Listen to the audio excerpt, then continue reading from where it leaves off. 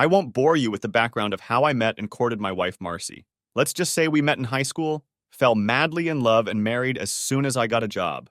We've been married for 18 years and have a 17-year-old daughter, Jessica. You do the math. 2 years later, we were blessed with twin sons, Brian and Baxter. Life was good, and I had no complaints, but I was the only one. It seemed that Marcy had not been happy for some time. Today, I was lucky enough to find out everything. I worked for a small manufacturing company as their sole electronic data processing manager. I worked my way up to that position over the course of 10 years. However, I had more ambitious plans, and every night and most weekends, I worked with my best friend Elton to develop a computer server system that would provide instantaneous long-distance links. Although software development seemed to outstrip our hardware efforts, Elton and I were able to devise a small, tight system that we were almost ready to move forward. Unfortunately, we weren't working fast enough to save my marriage. Today was the day Marcy decided to give me the bad news. John, it's very simple. All I ask is $500 a month for child support. You keep the house, the furniture, and everything else. He had been explaining things to me for 15 minutes, and I, of course, was listening to almost nothing. I don't want to interrupt, but $500 seems small to me for 3 children. Marcy let out an exasperated sigh. John, it's only for Jessica, and only until she's 18. I'm doing my best to be fair, and I think $500 is reasonable. What about the kids? Aren't you taking them too? Sure you do, but you don't have to pay them child support because you're not their father. I'm very surprised you didn't realize that years ago. I guess that shows how really dense it was. No, I didn't realize. It didn't even cross my mind that the kids might not be mine. Now he was telling me that not only did he want a divorce, but that he had been cheating on me for at least 16 years. What else was there that I didn't know? My mind started to wander again. She kept talking, and I was trying to fit all the pieces together in my head. I'm sure what she was saying was important, but I couldn't concentrate. Okay. Damn right, all right. I'll agree to almost anything. The only thing I insist on is that I have Jessica every weekend and every school vacation, including summer. Marcy stopped talking for a moment. I can live with that. If it's okay with Jessica, I'll have the papers ready tomorrow. Will you sign them then? I could tell she was getting ready to leave. I hadn't realized it before, but she had been moving her things gradually over the past few weeks. Just a couple of questions before you go, please. Who the hell is the twins' father? Who are they going to live with? Lastly, why have you waited so long? Langford King is Brian and Baxter's father. We're all moving into his house. What about his wife? Where are Joyce and the girls going to stay? Joyce left and took the girls with her. When she caught Langford and me in bed, her marriage was over. I didn't file for divorce before because Langford was still married, and I had no choice. Now that he's getting a divorce, it seems practical for me to do so as well. You've been banging Langford for 16 years? That's right, and I have no intention of stopping. I'm sorry, John. You're a great guy, but you're only mediocre in bed, and I'm afraid you're going to be working just to put bread on the table for the rest of your life. Langford is rich, successful, and a great sex partner. I only have one life, and I want to enjoy it to the fullest. You couldn't give me that. I had no answer for that. I watched her walk out the door and cracked open a cold beer. She was right. Here I was, sitting in a $300 recliner drinking cheap beer. I had big plans, and that was it. I guess what really killed any feelings I still had for her was when she compared my sexual performance to Langford. There's not much you can do about something like that. You either have it, or you don't. I was always satisfied, but apparently Marcy was not. We had known Langford and Joyce since high school. Foster King, Langford's father, was the carpet king in our town for as long as I can remember. About 10 years ago, he retired to Florida, and his only son took over the business. Many of us used to get together at regular intervals for barbecues, picnics, and other get-togethers. Marcy and Langford were always friendly with each other, but no more so than any of the other people who attended. Langford began to drift away from our group as his bank account grew. In the last few years, we only saw them 2 or 3 times. At least I did. They had 2 beautiful teenage daughters who were friends with Jessica. Speaking of Jessica, she was the bright spot in my hectic life. She was small, funny, and cute. She always made me smile. Unlike her siblings, she studied hard and was an excellent student. All she wanted was to get good grades on her SATs and get accepted into a good college. I did everything I could to help her. Brian and Baxter were the opposite. Not only were they not interested in academics, but they also had no desire to participate in sports. I tried several times to get them involved in my computer projects without success. Most of my contact with them was either preventative or corrective in nature. I would adjust situations and their mother would walk all over me. Now I understood why. Marcy was always a good wife. She never denied me sex and often initiated it. She kept the house clean and was never demanding. She was a great mother and a wife I was proud of. It seems she was also a fabulous actress. I was finishing my third long neck when Jessica came home from school. There was no telling when the kids would arrive. They usually missed dinner several times a week, and Marcy didn't say anything. She had long since stopped arguing. "Hi, Dad. What are you doing home? Where's Mom?" I struggled up from the recliner and gathered my empty things. "Your mother asked me to come home for lunch today to tell me she wanted a divorce." My words sounded a little garbled, even to myself. I'm not a good drinker. "I'll get them. Sit down. I guess that explains why you drink in the middle of the day." Jessica took the bottles from me and carried them into the kitchen. "You had no idea, did you, Dad?" "No." I watched as he took off his shoes and dropped to the floor. "What's going to happen now? You and the boys and go live with your mother at Langford King's house, the mansion on the hill. Your mother always wanted to be rich, apparently." "It's not a mansion. It's just a big old house that his father built years ago." We sat in silence for a few moments. "Did you know that I am not the father of your siblings?" "Yes. Brian and Baxter joke about it a lot. I guess Mom told them years ago. Every time you scold them about something, they take it and then go somewhere and laugh." "Well, I guess that explains a lot, doesn't it? How do you know all this?" "I've known for years, but I didn't want to say anything. You seemed happy enough and I didn't want to rock the boat. A couple of weeks ago, Lisbeth and Carla told me they were moving to Lancaster. Her mother caught Mom and Mr. King in bed together. I figured something would happen soon. You could mention it." "I don't think so." There was another moment of silence. "I'd rather stay here with you. You'll need someone to help you at home." That would never go forward. The court wouldn't allow it. However, I came to a small agreement. "How is that going to work?" "You can stay here every weekend and all school vacations, including summer." "I can make it work. Why don't you go take a shower and I'll order some pizza?" While we were eating, Jessica presented her plan for the separation. She would come to our house on Friday after school and stay until she went back to school on Monday morning. It sounded better than I had imagined. We were still discussing the details when the phone rang. "John, I just wanted to tell you that the kids are here and will be staying the night. Tomorrow, while you're at work, the kids and I will move our stuff here. They can afford to miss a day of school. Jessica can spend the afternoon deciding what she wants to take and what she wants to stay there. I don't see any reason why we can't start the new arrangement right now, do you?" "No, that's fine with me. I'll tell Jessica." The reassignment of the bodies seemed to go smoothly. I found myself home alone and, to tell you the truth, a little relieved. I was having a hard time concentrating on work because I kept trying to figure out where I had gone wrong. Not knowing anything about my wife's relationship with a close friend didn't make things any better. Elton and his wife, Beth, offered me a shoulder to cry on, and I readily accepted. The obvious answer was booze, but I decided against it. Instead, I started devoting even more time to the server project. Beth wasn't too happy about Elton working more hours than he did, and I ended up having to send him home several times. The divorce papers were filed, and Jessica started spending weekends with me. She was careful not to say anything derogatory about her mother, but she never seemed to have anything nice to say either. She seemed a little annoyed by the amount of time I was spending on server development. But she wasn't complaining. She kept busy doing the laundry and household chores that Marcy could no longer do. I didn't intend to use her in that way, but she seemed glad to have something to keep her busy other than studying for the SATs. I always had time to have lunch with her. It was late spring when things started to look up. Jessica was accepted to the University of Oregon and was also approved for a senior year abroad in Spain. She was worried that Marcy wouldn't let her go for some reason, but she needed her permission. I didn't understand her concern until I discovered that she had not told her mother about her college applications or the exchange program request. At my suggestion, Jessica asked her mother to sign the permission to go abroad, presenting it as a study trip, without further explanation. Marcy signed the paper, without even looking at it. The following week, we applied for her passport. My divorce was final. Langford was still fighting Joyce for hers. Joyce wanted blood. Marcy signed over all rights to the house to me, but I still didn't know what I was going to do with it. While Elton and I finished the server project, Beth used her computer skills to create an elegant presentation. We prepared a slide presentation and had the handouts professionally printed. A week later, we had a contract to supply a hardware system to the State Highway Commission, and a nice check. I was forced to quit my job to get it.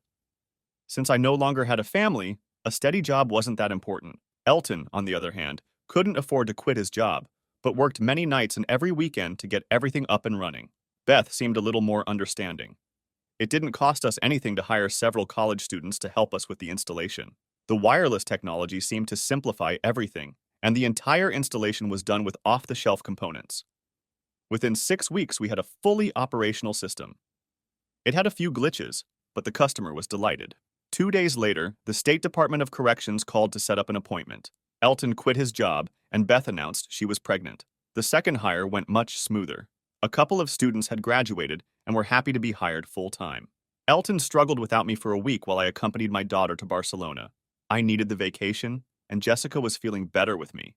Marcy was furious when she found out about the trip, and also when I stopped sending her child support checks. I could easily afford to pay them, but I felt like making her angry. All I had to do was hold out for 5 more months until Jessica turned 18. We were receiving inquiries faster than we could answer them. I became the full-time contact person and was constantly traveling. Elton took care of things at home for the most part.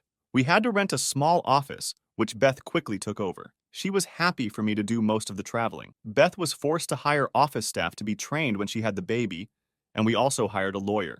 Things were going better than we had anticipated. Our legal sleuth encouraged us to incorporate, but subcontracted the work to a professional law firm in Philadelphia. I felt lonely at home again. I could handle a few days without Jessica because I always knew she would be there on the weekends. Now I was spending a lot of time emailing and making overseas calls. I guess being busy kept me from thinking about my loneliness. I never heard from Marcy or the boys. I spent Christmas in Spain with my daughter. Everything was wonderful. In 4 months, Jessica would return home and then back to Oregon for college. When I wasn't traveling, it was easy to create a ritual. Every morning I had the same breakfast in the same place, at the same cafe. It only took me a few weeks to become a regular. When I wasn't thinking about the project, I spent a lot of time thinking about what had gone wrong in my marriage. The more I thought about it, the more bitter I felt. I needed closure and some kind of satisfaction. My wife had humiliated me for 15 years. How could I let it go? A small article on the 3rd page of the morning paper gave me some hope. Philip Hughes sued King Carpets for wrongful termination. Apparently, Philip had been general manager of King Carpets for more than 10 years. He had worked for Foster King before he retired and stayed on. Apparently, Foster King was an honorable man and ran a straight business. Langford was doing things a little differently. Philip refused to accept the shoddy workmanship and substandard products Langford favored. When he complained, Langford fired him. The demand was weak, and he had little chance of winning. I decided I wanted to meet Mr. Hughes. My bank account was bigger than ever. Jessica had settled into college, and I had already paid for the first course. Things were starting to go well. I hadn't heard from Marcy in several months. I had no idea how well the new business was doing. I didn't even know it existed. It only took me 10 minutes to convince Philip Hughes to drop the lawsuit against Langford King. He had been wanting to open his own carpet business for several years, but didn't have the money or the backing. Elton was more than willing to put up half the money. Both he and Beth thought it would be a good investment. Other than King Carpets, the only competition would be the 2 large home stores in the area. Philip was confident that with the right customer service and pricing, he could stand up to them. Elton and I liked Hughes and allowed him to go forward on his own, with our financial blessing. Within 6 months, Empire Carpet was fully operational and making money. In that same period, Elton and I had expanded into our 6th state. Our server system turned out to be perfect for most government operations with numerous locations. We never had to advertise. The business grew on its own, and before long we were completely overwhelmed. It was hard to tell if we were very happy or very frustrated. Best of all were the monthly checks, which kept coming in. Brian and Baxter had been arrested for selling drugs. Most of the transactions were at their high school. It took our lawyer more than half a day to convince the authorities that I was no longer responsible for their actions. At the end of the day, papers were filed releasing me from any parental responsibility for both of them. In the evening, Marcy called to reprimand me for my actions. I hung up on her and turned off my cell phone. In a few months, they would be 18 and responsible for their own lives. I raised them, but I never liked fools. After receiving 2 inquiries from the great state of California, Serpentine Enterprises of Palo Alto made a formal offer to buy our small company. We had been in business for just over 2 years and were offered $60 million in cash, plus some stock options in the company. We had no problem accepting the deal. Elton agreed to stay with the company at a ridiculous salary, but he would have to move to San Francisco. Beth said she would divorce him if he didn't take it. 3 of our young engineers would become millionaires overnight before they turned 25. I decided to retire. The realtor was putting up the for sale sign in the front yard when a van pulled into the driveway. It was one of those custom-made vans with a special wheelchair ramp attached to the side.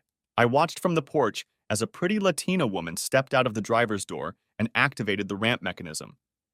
It was obvious that she had done it hundreds of times before. In less than a minute, an older man, whom I immediately recognized as Foster King, was driving a motorized cart down my sidewalk. The porch steps prevented him from going any further, so I walked over to greet him. "Do you know who I am, young man?" I was flattered that he referred to me as a young man. Maybe it was his way of catching me off guard. "Of course, I recognize you from your TV commercials. You sure have aged." My impudence made me smile a little. The grim expression with which he approached me seemed to fade at my obviously childish comment about his age. He wiggled a little on the cart before surprising me again. "I need a beer. Do you have cold beer? In a bottle, not one of those damn cans. There are some Fosters in the fridge. Do you want to come in or shall I bring them in here? Just relax. Maya can get them. Sit down. We need to talk." Maya circled me as I sat on the porch steps. I have to admit that the old man caught my eye, but so did Maya. She was wearing a white blouse and black pants. The pants weren't particularly tight, but tight enough to show off a nice ass. It wasn't what I would call small, but it was shapely. "Easy, boy. She'll be right back." Foster King caught me looking at her friend and took the opportunity to give me a dig. "Sorry. No offense, but she's quite attractive. Why the hell do you think I hired her? I hope it was to seduce me. In your dreams, young man. She's more woman than you could ever handle." We were both laughing when Maya came back with the long necks. She looked at us funny when we stopped suddenly. "You didn't come here to drink my beer, Mr. King. What can I do for you?" Maya was half sitting and half standing, with one leg propped up on the porch railing. She caught me looking again and let out a giggle. "You're causing me a lot of problems, Mr. Terrell. A good percentage of my retirement income comes from the profits generated by my business. That income has been declining lately, and I have discovered that you may be the cause of it. I'd like to give you a chance to explain yourself before I kill you. Now, Foster, please behave yourself. You promised me you wouldn't do any of that nonsense. Apologize to Mr. Terrell." It was the first time Maya had spoken since they arrived. I expected some kind of accent, but she spoke perfect English. Damn it. He won't let me have any fun. Foster finished what was left in the bottle with one last swig. "I'm sorry, John. I was just trying to get your attention. I promise I won't get you killed." He said that last in a fake Italian accent and then gave me a small smile. "Who did you talk to before you came to see me?" "I had dinner last night with my son and that sleazy broad he's sleeping with. He says you caused all the trouble. It was hard to get anything out of him because he kept insisting that you were trying to get even for something. I finally got fed up with him and left early. I didn't even get to see my granddaughters. I was hoping you could give me some facts instead of bullshit." Before he could say anything, Maya stepped off the railing and whispered something in Foster's ear. "Oh, damn." He slammed his hand against the arm of the cart. "That explains everything. Why the hell didn't you tell me last night, Maya? Sometimes I wonder what I pay you for. You pay me because I'm the only one who puts up with you." "Mr. Terrell, I was unaware that the woman staying with my son was your ex-wife. I apologize for referring to her as sleazy. To be honest, I don't understand why you would be upset with my son for taking her. It seems to me that you would be thanking her." "I understand you didn't like it. Not particularly." He got a little upset when I asked Langford where my granddaughters were. "Joyce and the girls are staying with their parents in Lancaster. You know Joyce." "Very good. I consider her a good friend. I can't say the same for her son." "Well, this is all very interesting, but I still have to get down to the business I came for. Mr. King, have you spoken to Philip Hughes yet?" "No. Why should I? Is he a trustworthy person? If so, don't you think he could give you the best answers?" Foster sat quietly as he thought. "Can I have another beer?" No. She didn't object or hesitate. It seemed Maya was in charge of her welfare, if nothing else. "I'm leaving. Tomorrow I'll talk to Philip and visit my granddaughters." Foster King was a determined man. He put the car in gear toward the driveway before Maya could get up. She smiled at me as she hurried to catch up. I looked forward to seeing her again. Suddenly, I thought about how long it had been since I'd had sex. Maya was as efficient getting Foster into the van as she was getting him out of it. Before the door closed, she looked at me. "Don't leave town, John Terrell. We still have business." I found the visit enlightening. After killing another beer, I took a long, cold shower. I think Maya had taken hold of me. She was probably married or involved with some youngster, but I could still daydream. That night, I received a surprise visit from my ex-wife. "John, what the hell are you doing?" Langford says you're behind this Empire carpet fiasco. I told him it was a mistake, but he insists you're trying to drive him out of business. Marcy, King Carpets has been a fixture in this town since we were kids. I don't know a damn thing about the carpet business, so what makes you think I had anything to do with it? Don't play dumb with me, John. I know you better than that. You and Elton are the owners of the building. The new store is in, and your names are on all the forms and paperwork necessary to start the business. Langford has friends who were able to find this out without any trouble. Philip Hughes is just a front. You're right, of course. I could never fool you, could I? Well, what are you going to do? Are you going to stop it? Of course we won't. Elton and I have invested too much money in this to just walk away. If you're paying attention, I think things could get even worse in the next few days. What else are you going to do? How can it be any worse than it is? I'm not sure. In fact, I could be wrong.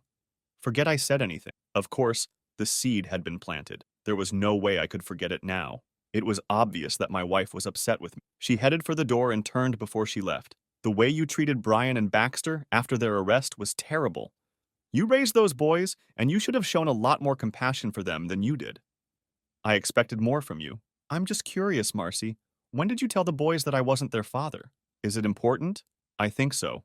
About 3 years ago, they accidentally crossed paths with me and Langford over coffee in a little store on Bleecker Street. There was a confrontation and things started to get ugly. I decided it was a good time to tell them the truth. The truth is, they took it better than I expected. Okay, that explains a lot. I gave my ex-wife a big smile. By the way, I'm going to see Jessica tomorrow. Do you want me to say hi to her for you? Don't bother. She has made it perfectly clear that I have failed as a wife and as a mother, as far as she is concerned. I'll take care of my children, and you can spoil your precious daughter all you want. He walked out, slamming the door. I spent the next week with Jessica. She devoted as much time as she could to her studies and showed me all her favorite places within a 100-mile radius.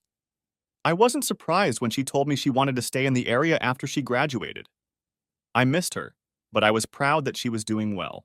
When I got home, I had a few surprises waiting for me. Foster King had been a busy man. He had no idea why he was confined to that motorized car, or whether he really needed it. Apparently, his money and influence in the area meant a lot. In one fell swoop, Joyce King had a new team of the sharpest lawyers in the state. By the end of the week, she was back at her old house, and Langford and Marcy were in a motel living out of suitcases. She had no idea where the boys were. The only thing I knew for sure was that they had been expelled from school and were awaiting some kind of trial or hearing. I wasn't too worried. Joyce had sent all of Langford and Marcy's clothes and other belongings to storage. My plans to use Philip Hughes to bankrupt the King Carpet Company came to a screeching halt. Apparently, Langford had never owned the company. Foster had kept it in his name and had also retained control over the entire operation, although he had not exercised it in recent years. Philip had left several calls on my answering machine, insisting that we needed to talk. It was impossible for me to know that Philip Hughes and Joyce King were friends. I didn't know exactly how good friends they were, but they were close enough to trust each other. Foster King fired his son and got a court order to keep him away from the business and everything connected with it, including the company car. He also appointed Joyce as the new head of the operation. Since she had no real experience in the business, her only recourse was to ask Philip for help. Philip was torn between his loyalty to Elton and me and his desire to help Joyce. He desperately wanted to make everyone happy and sought my advice. Elton was 3,000 miles away. My realtor had 2 offers on the house waiting for me to review. One of them called for possession in 30 days, so I accepted it. Jessica was gone, Elton and Beth were gone, and I had no reason to stay in the area. The realtor was putting the sold sign on the house when Marcy arrived. He stood in the driveway and stared at the word sold for a long time before approaching the house. Is it a done deal, or do they have to get financing or credit approval? It's a lock. They had cash, and they wanted it now. I'll be out of here by the end of the week. Why do you care? Joyce King got a fancy lawyer and was able to steal Langford's house. We were looking for a place to live until we can find a new one to buy. I thought you might want to rent this one. I'm sorry. You're late, but I'm sure with all the money in Langford, you won't have any trouble finding a place. I chuckled to myself as I said that. She had no idea that I was fully aware of the financial difficulties they were going through. I was sure Foster King was not going to go easy on her wayward son. Philip had informed Foster about how Langford was running the business and how he was treating his wife. Dad was not happy. Marcy didn't press the issue any further. As she left, I noticed the Alamo car rental sticker on the rear bumper of the car. Philip Hughes and Joyce King came to see me that afternoon. I was surprised at how well they got along. It didn't take long for us to come to an agreement. Empire Carpets would become Empire Floors, selling only tile and hardwood floors. King Carpets would sell only carpet. Philip saw no problem running both businesses, but would only do so if Elton and I agreed. He believed the two businesses would complement each other. He also indicated that after a few years, King Carpets might be interested in buying Empire. I thought that was very smart of him. I noticed Joyce had a sheepish grin on her face when he said that. I guess they were more friends than I thought. All the furniture and things in the house I gave to the Salvation Army. In fact, I also gave them most of my clothes. I had to renew my wardrobe, and it was a good time to do it. When I was done choosing, I could put everything I wanted or needed in the car. I spent an entire day closing accounts and making sure I had no outstanding debts. Somehow, Foster King got my cell phone number and forced me to have dinner with him that night. It would be my last day in town. I was sure things would go well. And in fact, I was looking forward to seeing Maya again. Foster King was a proud man and also liked to gloat a bit. He gave me a quick summary of his meetings with Hughes and Joyce. There was no doubt in his mind that the actions he had taken against his son were well-deserved. He thanked me for allowing Hughes to help Joyce. I tried to listen to every word she said, mostly out of politeness, but my eyes kept straying to Maya. She was wearing a gray-green evening gown that made her eyes sparkle. Her hairstyle and makeup were perfect. Foster noticed the distraction and paused once in mid-sentence, just to make me uncomfortable. Her laugh gave away her intention. Maya didn't join the conversation, other than to stop Foster from reordering the drinks and not letting him order dessert. She feigned a small pout and made a half-hearted comment under her breath. Maya excused herself to go to the ladies' room, and that gave Foster the opportunity to confront me. What are your intentions after selling your house? The house is sold, and I'm going to San Francisco tomorrow morning to see my friends, Elton and Beth. They have a new baby, and they've named him after me. Did you name your child John? Well, actually, Johnny, how could I say no? Where are you going when you get back? I have no idea. I'm going to leave my car at the airport, which is full of everything I own. I guess I'll drive south until something catches my eye. I have a better idea. Stay with me. My house is too big for me alone, and I hate seeing Maya alone all the time. Foster, what the hell are you getting at? Maya's husband died in a car accident about 3 years ago. She has no friends in West Palm Beach and little opportunity to meet any eligible men. You are the only man she has expressed interest in for the past year. Did he say anything? No, but I've noticed how he looks at you, and he's always interested when I talk about you. I'll tell you what, come and stay with us for a month. If nothing comes of it, you can get in your car and start wandering around again. You've got nothing to lose, and I'd really enjoy the company. The conversation ended when Maya returned to the table. She smiled at both of us, as if we had just done something wrong and she was indulging it. She was definitely going to West Palm Beach. My visit with Elton and Beth was perfect. The new owners were able to expand the operation to over 20 states and several overseas locations. In a few years, the stock options would probably be worth much more than the cash they paid us. Johnny was adorable. I'm sure he'll curse his parents for naming him a boy's name, but I'll be the best godfather a child could have. I called Philip Hughes as soon as I got home, just to make sure everything was going well, before I left. The business was fine, and he gave me a quick update on Langford. It seems he had a fair amount of personal debt that was not covered by the business accounts or assets.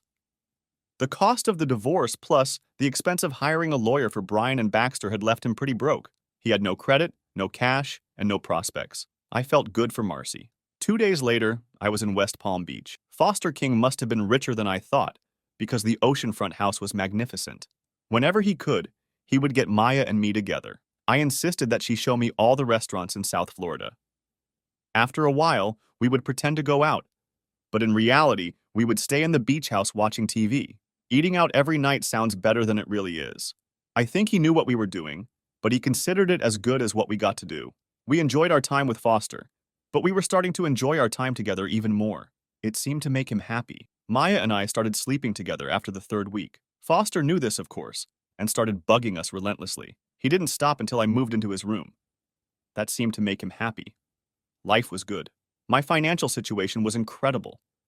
I lived in an oceanfront mansion with no expenses and shared my bed with a beautiful woman. My money was earning more interest than I could spend, and my stock options were growing so fast they made me blink. I bought a new car. I always wanted a Mercedes. Joyce's divorce had been finalized, and Philip Hughes soon moved in with her. Marcy, however, had second thoughts. Suddenly, being married to Langford King didn't seem like a good idea. Marcy seemed to disappear into the night. Jessica and I never heard from her again. Before the end of the year, Foster asked me to witness his new will. I never knew what exactly was wrong with him, but he seemed to be going downhill. He left all his assets to Lisbeth and Carla to be held in trust by their mother until they were 25. He left the business to Joyce on the condition that she marry within a year of his death. He left the West Palm Beach house to Maya with the same provision. Things didn't go as planned, but who was I to complain? Oh yeah, I'm getting married sooner than I expected, because I just found out that Maya is going to be a mother. If it's a girl, I won't name her Elton. Epilogue. Brian and Baxter decided to seek their fortune in Mexico, but things did not go well for them there. Marcy showed up from somewhere and asked me to help her with her legal expenses. I gave her $10,000 and never saw her or the kids again. Jessica finished her studies and moved to Barcelona. I'm not sure, but I think she met a young man there.